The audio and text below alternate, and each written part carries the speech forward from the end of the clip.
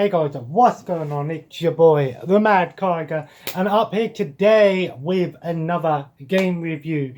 And the game in question is quite obvious. Yes, we're talking about one of the most popular, most recognizable Marvel superheroes of all time. And that is Spider-Man. When you say Spider-Man, everyone thinks Marvel. Spider-Man is so popular amongst children, amongst adults, amongst everyone. Everyone knows who Spider-Man is. Spider-Man, created by Stan Lee, is probably one of the most recognizable and popular superheroes of all time. There's no denying that Spider-Man is just one of the greatest heroes created in any comic book series. He is so popular. He has merchandise. You know, got to wear that Spider-Man shirt. He has video games. He has movies, TV shows, books, comics, t-shirts, cups, anything. Spider-Man has it all. Spider-Man is its own brand. You got to think, guys, how popular and how much Spider-Man has done for Marvel over the years. And let's be honest, Spider-Man's not going anywhere. But enough about what Spider-Man does. We're here to talk about the video game.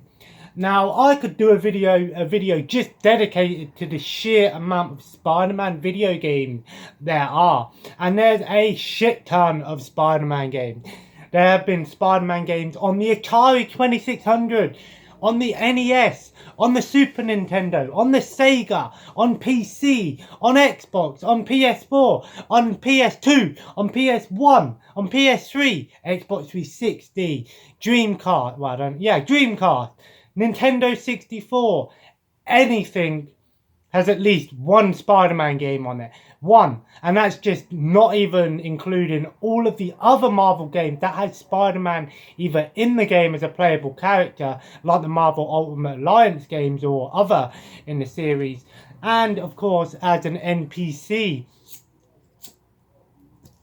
Forget about the movies for the moment with this whole Sony Disney thing. We're here to talk about the latest installment of Spider-Man. Spider-Man by Insomniac Games. Now, like many people, a lot of people were a little bit surprised when they announced a Spider-Man game being exclusive to PlayStation 4. Xbox and PC gamers alike, and to some extent Nintendo Switch players, turned their heads and thought, wow, they're bringing out a Spider-Man game for PS4. Now, before this game came out, probably the most loved Spider-Man games were the PlayStation 1 and Spider-Man 2 on the PlayStation 2 era of consoles. Fantastic games in their own right, but then Marvel Spider-Man is the full title for this game, but just say the Insomniac Games Spider-Man. Insomniac Games have made some fantastic games over the years. Most recognisable is probably the Ratchet and Clank one. There are a few more, but I always forget.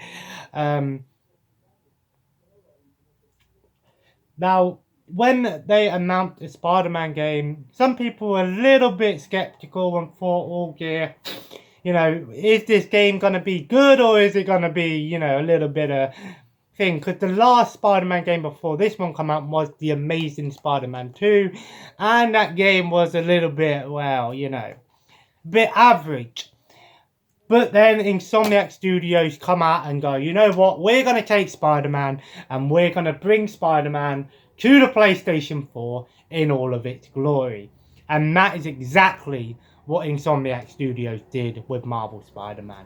This game is Spider-Man. This game is what you want from a Spider-Man game. This game is amazing. It's spectacular. It's ultimate. Pun intended. This game made you feel like Spider-Man. This game makes you feel like a web-slinging, ass-kicking hero. Spider-Man is one of those superheroes that deserves good video games. Because there's so much to Spider-Man.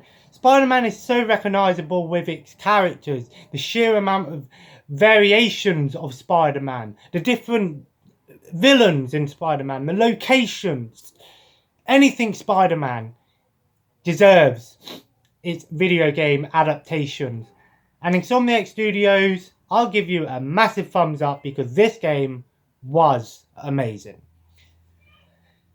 It starts off with you taking out Kingpin of all people, and then shit goes to hell basically. I'm not going to give away the story. All I'm going to say is this game had an amazing story. It is probably my favourite Spider-Man story of any Spider-Man video game I've ever played. Before this game, I used to think the Batman Arkham series was the best superhero game of all time, and no offense to those games, they are amazing too. Check out the Batman Arkham series, all 4 of them are really good. But this game made you feel like a superhero. I'm not saying that Batman didn't, this isn't a nod against Batman, but this game is fast, this game is crazy, this game is amazing. I'm going to say that a lot. Basically, like I said, the story is amazing too. It's basically like the rise of the Sinister Six. That's all I'm going to say, is the villains in this game are the Sinister Six. Or at least trying to build on the Sinister Six. And it does a really good job of doing that. You basically play both Peter Parker and Spider-Man. As we all know, Peter Parker is just your average kid, teenager, college student, you know, high school student. In this game, he's in college. And of course, you've got to realise that although with great power comes great responsibility, he still is just your average kid, teenager, whatever, trying to live a normal life. But that isn't so easy when you have web slinging powers and super strength and the ability to climb and stick to things. And this game does a really good job of trying to show just how good of a person Peter Parker was, as well as the superhero. And you know, Spider-Man, he's always trying to think of what's right for people. He doesn't agree with people killing. He's always there for saving people. Even the villains, he doesn't want to kill. He wants to save as many people as he can because he's a good guy. You know, he is what it means to be a superhero. Doing what's right, even though some people might think it's wrong. Doing what he thinks is right. And you know, all I'm going to say is that the story is amazing. Check it out. The graphics in this game, again, are spectacular. They are really, really good graphics. Even when you're playing on a normal PlayStation 4, you're still going to get some great graphics. The animation is really well done. It's crisp. It's beautiful. The voice acting is really well done. Every character in this game feels unique, feels like they fit in with the story. No character seems like they're out of place. Of course, some recognisable ones in here: Dr. Octopus, you know, Scorpion, Rhino, Shocker, Electro, to name a few.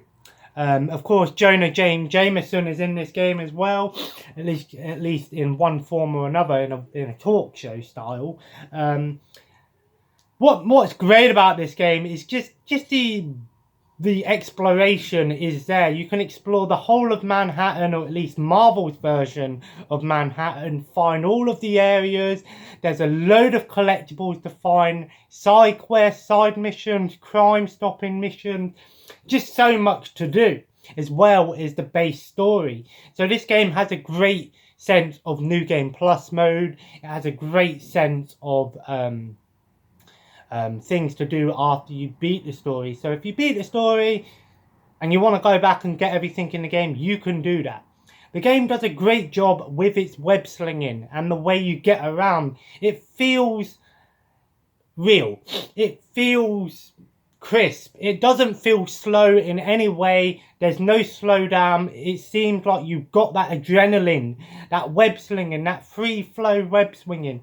Is it as good as the Spider-Man 2 game? Probably. I'll have to do a comparison myself one day and see.